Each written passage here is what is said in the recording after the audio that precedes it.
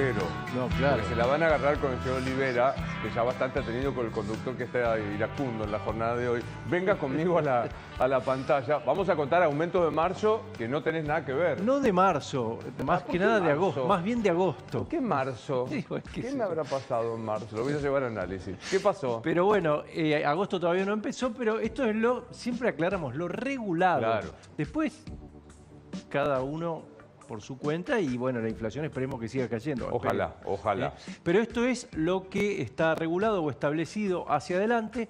Vamos a empezar por las prepagas, que es un aumento que vuelve porque recordemos que habían tenido un conflicto con el gobierno en abril, se suspendieron, hicieron uso de los precios libres, como vos dijiste, pero enojó mucho al gobierno en un conflicto, entonces ahora avisaron y van a hacer aumentos graduales de entre el 4 y el 7,8, depende la prepaga, hay con copago, sin copago. Esto, como no fueron aumentos grandes, claro, es algo que se ha instalado, el tema del copago. ¿Qué es integrales, perdón?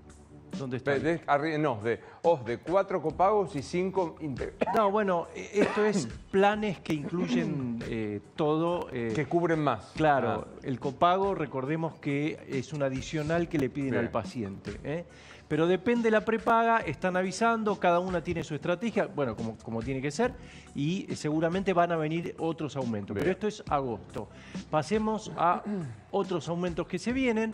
Naftas, tenés el 2% de la devaluación mensual y probablemente haya también por acuerdos salariales algún aumento. El gobierno decidió por ahora no anunciar si se va a aplicar o no esta actualización famosa del impuesto a los combustibles, que viene muy demorada, había sido demorada por el gobierno anterior y por el momento, para no afectar el indicador, los está postergando, pero mínimo entre 2 y 3%. Pasemos al próximo. Alquileres, el que está con la ley vieja, si renueva, va a tener que someterse a lo que es el índice de contrato de locación, 2,47 sería el aumento. El que pactó la fórmula Novarecio acomoda. Claro, que es volver a Vélez Sarsfield, ¿no? Pero esta cosa anacrónica que me pega a mí. Vamos con la próxima. Otro aumento que viene, peajes bonaerenses, 157% las autopistas bonaerenses, importante aumento, y 137 las que van a la costa atlántica. Perdón la maldad, es aumento que autoriza el señor Axel Kicillof. Sí, claro. Pero ¿no era que los acusa cuando aumenta el gobierno nacional de cosas y él aumenta 157%? Lo que dice el gobierno de Axel Kicillof es que él tiene que cumplir con el equilibrio también de la provincia y que el gobierno le está restringiendo envíos de coparticipación discrecional, sería, ¿no? Bueno, más de 3.000 para hora pico. Sí. Para el que va a la Ciudad de Buenos Aires, y recordemos que las autopistas tienen acumuladas un 450% en lo que va de este año, ¿no? El gobierno de Milei. Vamos al próximo. Telefonía e internet, entre el 5 y el 6%, se desreguló por decreto, algo que de hecho ya estaba desregulado porque había un amparo en la justicia. Amparo, claro. Claro, entre el 5 y el 6 sería en agosto, ya están avisando las empresas. Pasemos a la próxima. Agua. Aumento de AISA para el área metropolitana, 5,16. Recordemos que hay un acumulado de 2,55 en lo que va de este año. No va a haber, esta vez está postergado, aumento de gas y de luz, porque el gobierno quiere ir administrándolo para no afectar el IPC. Así que veremos eso que pasa, pero tampoco tiene fecha.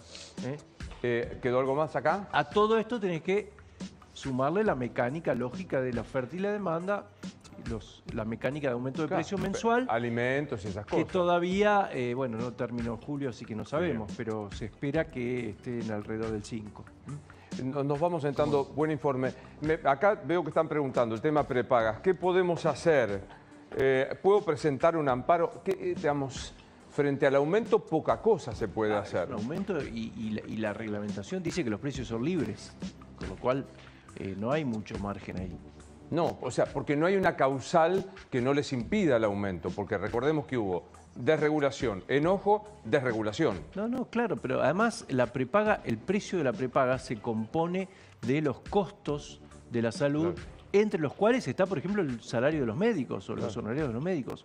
Con lo cual es un sistema que mientras haya inflación, hay vuelta. Y la hay, y la hubo, está todavía muy retrasado, así que va a llevar tiempo recomponerlo. Bueno, lo sumamos a David Miazo, gracias por estar con nosotros. Un gusto conversar con ustedes. ¿Qué ves con esto que estamos planteando con Pancho, lo regulado y lo desregulado? Te puedo sumar una perlita de lo que conversaban al principio del ICL, el índice para los contratos.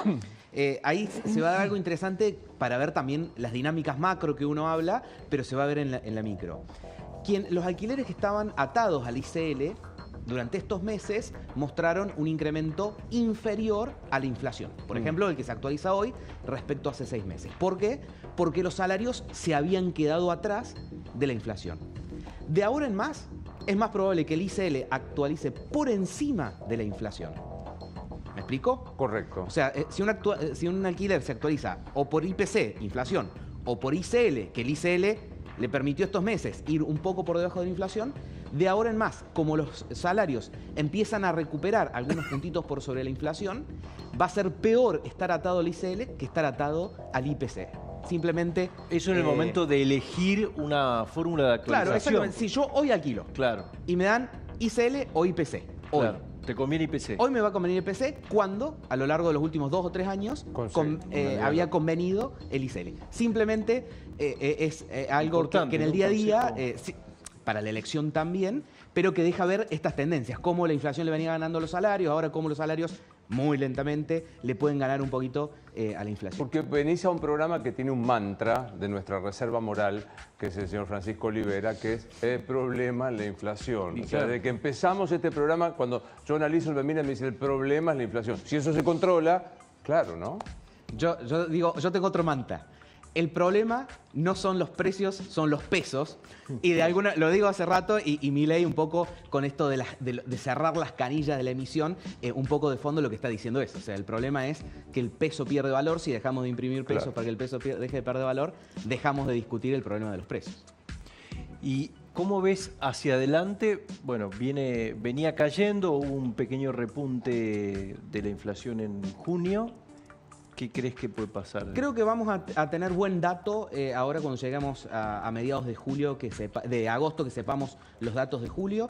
Vamos a tener un buen dato. Varias de las consultoras que miden alta frecuencia ya lo están mostrando. Creo que tranquilamente ya podemos estar hablando de un número por debajo del 4% para lo que fue la inflación de julio. Incluso con los movimientos que hubo del dólar en este último mes. Incluso con los movimientos que hubo del dólar. Yo creo que, no sé si... Vamos a tener 3.9 capaz, ¿no? Pero creo que va a estar por debajo del 4 y eso va a mandar una señal. Porque con los movimientos del dólar, algunas de las consultoras que miden alta frecuencia justamente lo vieron. Cuando se empezó a empiojar, cuando se empezó a mover, rápidamente hubo algún repunte de precios de esa semana. Y la semana siguiente disminuyó. Que incluso mirándolo hacia atrás, uno lo asociaba con el dólar. Y después en realidad dijimos, che, no, capaz que era algo de estacionalidad y no era tanto el dólar, ese efecto que empezamos a ver en esas primeras semanas de julio. Puede haber sido vacaciones de invierno, por ejemplo. Sí, vacaciones de invierno, algunas frutas y verduras que por los efectos del frío mostraron algunas subas. Recordemos en su momento el tomate, el pimiento hace un par de semanas. Yo creo que hubo algo más de estacionalidad que del dólar, pero si fue dólar...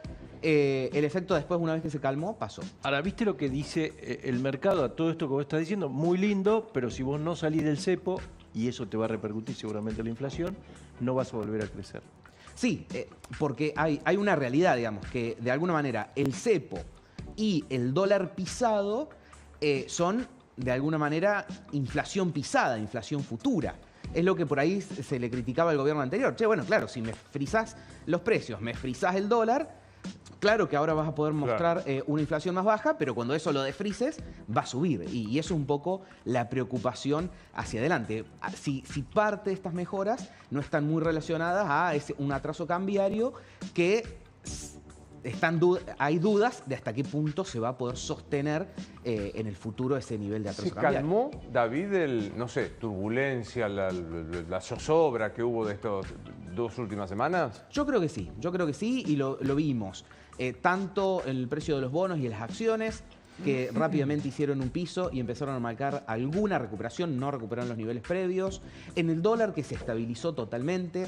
De hecho, todavía llama un poquito la atención que el blue esté 100 y pico de pesos por encima del MEP, cuando deberían arbitrar un poquito más cerca. Pero creo que hace 2 o 3 semanas estábamos con que, se le escapó la tortuga al gobierno, rápidamente tiene que reaccionar. Reaccionó con una medida que en su momento hizo más ruido que otra cosa, esto de que el Banco Central iba a vender parte de las reservas de los dólares que compraba, pero después de eso creo que hemos logrado, estamos viendo cierta calma que se puede ver interrumpida en un segundo semestre que históricamente es problemático para las tensiones cambiarias. Y el dólar, cuando digo tensiones cambiarias, digo dólar, y el dólar es el que marca el ritmo siempre de la estabilidad o la inestabilidad, porque es un semestre en el que normalmente el Banco Central pierde reservas por la propia estacionalidad de la oferta y demanda de dólares.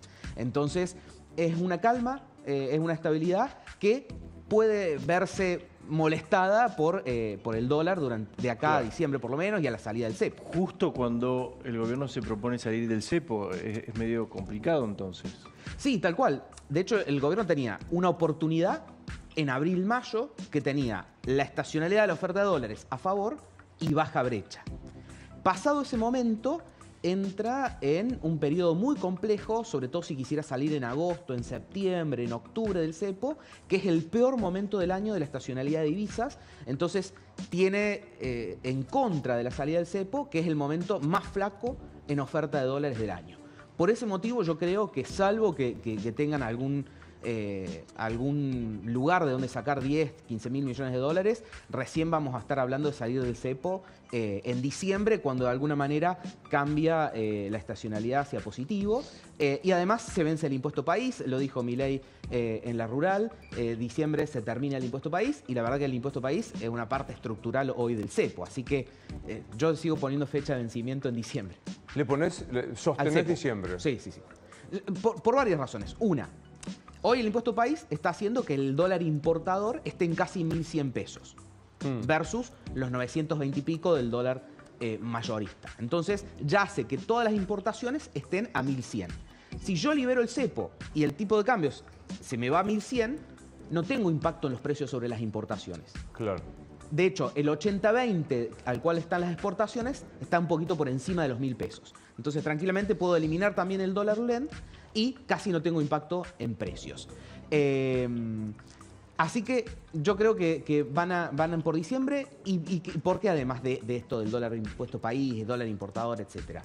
Porque el año que viene hay elecciones. Y si yo tengo movimiento de dólar e impacto en la inflación de la salida del cepo, me viene en un momento que ya estoy más cerca de las elecciones. Entonces, mirándolo de lo económico, pero también mirándolo un poquito de lo político, debería ser un tema que se resuelva este año, porque si no, el año que viene va a jugar un poquito más en contra que a favor. Antes de agradecerte, ¿hiciste la tarea? Hice la tarea. Muy bien, porque no sabía de dónde era. Creyó que era del norte, pero no tenía muy claro. Me retaron un poco, Te bien retado. ¿De dónde? Yo tengo obsesión por los orígenes de los apellidos. ¿De dónde? No, me retaron un poco, pero la próxima que me invites, te traigo todo. Me retaba mi papá Están jugando con fuego. Se dan cuenta que están jugando. Porque aparte el productor me dice, preguntale que averiguó. Averigué, pero la próxima vez te traigo unas cositas lindas que tengo. Para que me invites de vuelta. Muy bien. Gracias, un placer. Un gusto, Vamos a ver imágenes de lo que fue.